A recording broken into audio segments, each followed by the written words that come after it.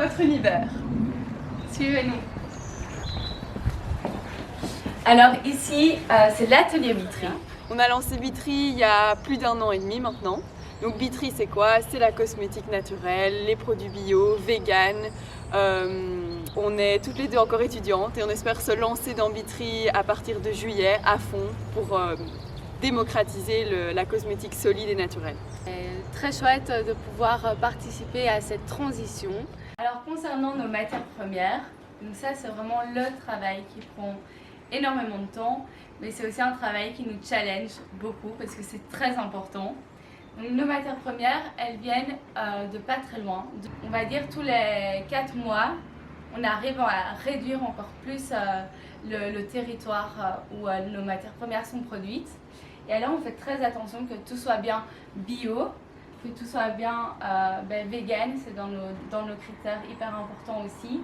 Et surtout en gros et en vrac. On en parle beaucoup avec nos fournisseurs, on demande si c'est possible d'avoir un autre packaging, comment le packaging, si c'est des petits pots ou si c'est une grosse boîte de 5 kg, c'est une question qu'on demande avant de commander aussi. Tous nos packagings, donc comme ceci, sont des packagings en feuilles de soie et donc avec de l'encre végétale et qui sont compostables, biodégradables. Un accessoire phare de Bitry, c'est les pochettes en chute de tissu. On a décidé de récupérer des chutes de tissu à gauche et à droite, chez des belles chutes de tissu, chez des architectes d'intérieur, etc. pour justement permettre aux gens de transporter leur shampoing solide, donc zéro déchet, avec des packaging et des pochettes zéro déchet aussi.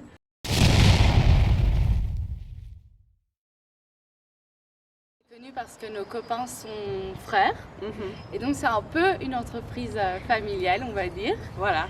Et voilà, l'idée est venue dans un dîner de famille tout simplement, et depuis Charlotte et moi on se voit autant que nos copains. Ouais.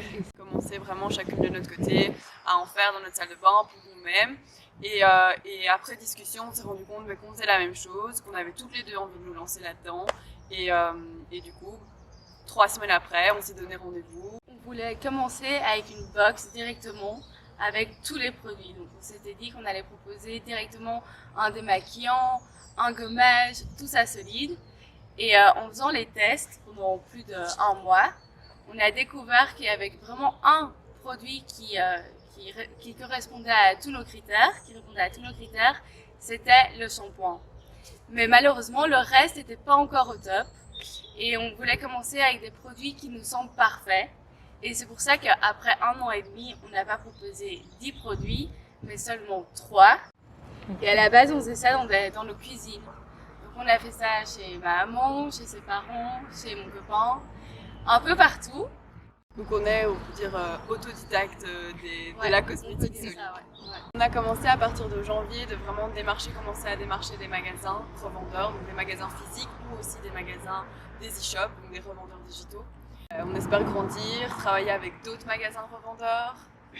Donc ça c'est vraiment, là pour le moment c'est vraiment le début. Mais on a remarqué que voilà, quand on démarre et qu'on met un pied dans ce milieu-là, donc dans des magasins physiques ou des magasins e-commerce, ça facilite déjà l'entrée dans les autres magasins. Mais notre but, c'est aussi, comme on l'avait dit au début, de toucher un maximum de monde. Et tous ces magasins-là, les personnes qui y vont sont pour la plupart déjà conscientisées. Donc on espère dans le futur d'être dans des magasins un peu plus à portée de tous, peut-être aussi les maisons d'hôtes. Donc on a commencé avec Tiny House et ils ont demandé à ce que nos shampoings et nos savons se trouvent dans les Tiny House pour chacun de leurs clients. Donc ça encore une fois c'est un pied dans un nouveau secteur pour toucher justement maintenant le monde de l'hôtellerie. Ce qui est génial dans notre cas avec Bitry, c'est qu'on a commencé via Instagram et ça nous a permis de se construire une communauté et une crédibilité pour pouvoir aujourd'hui, après 1 an et demi, contacter les distributeurs, les magasins. Et en fait, ça a été 10 fois plus facile qu'au début parce que les gens nous connaissent déjà, parce qu'on a déjà un nom grâce à Instagram qui ne nous coûte pas grand-chose. Et ça, c'est vraiment un atout. Et pour ça, je conseille à toutes les startups et tous les futurs entrepreneurs, commencez via Instagram, commencez votre petite histoire, votre petite crédibilité et puis attaquer plus grand.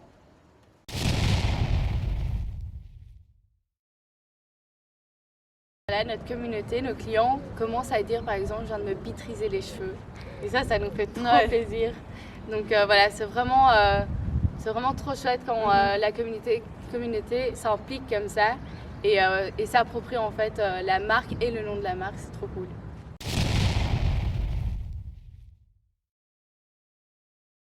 Et donc nous, vraiment, ce qu'on préconise, et voilà, on y pense et on le dit toujours, c'est qu'il ne faut pas faire des milliers de plans financiers avant de se lancer, c'est faire son produit, le tester, le faire tester à ses proches, ou que ce soit un service ou un produit. Donc prendre son temps, si on a la possibilité de prendre son temps, et pas investir des 1000 et des cents directement. Il y a quelque chose qui est là derrière qui fait que si ça passionne, on peut travailler pendant des heures, des jours, des nuits s'il faut.